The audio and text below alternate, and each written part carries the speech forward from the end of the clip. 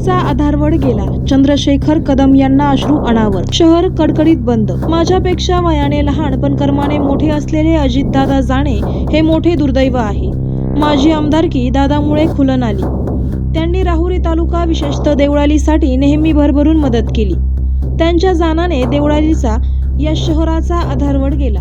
मी त्यांच्या पक्षात नव्हतो तरी कधीच कोणत्याच कामाला कधी नाही म्हणाले नाही. 3 महिन्यांपूर्वी खास मला भेटण्यासाठी देवळाली प्रवाराला आले होते. तीच शेवटची भेट ठरली. अजितदादाचे आजोळ असलेल्या देवळाली प्रवारा येथील दादाचे मामे भाऊ माजी आमदार चंद्रशेखर कदम यांच्या निवासस्थानी नागरिकांनी मोठी गर्दी केली. चंद्रशेखर कदम यांना अश्रू अनावर मोठे मिश्किल झाले. त्याचबरोबर उपस्थित नागरिकांनी आपल्या अश्रूंना वाट मोकळी करून दिली.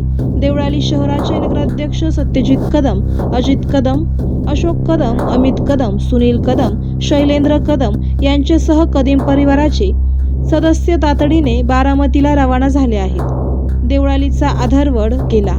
चंद्रशेखर कदम यांना अश्रू अनावर. आवाज जनतेचा न्यूज प्रतिनिधी विजय सरोदे सह विलास घोडके.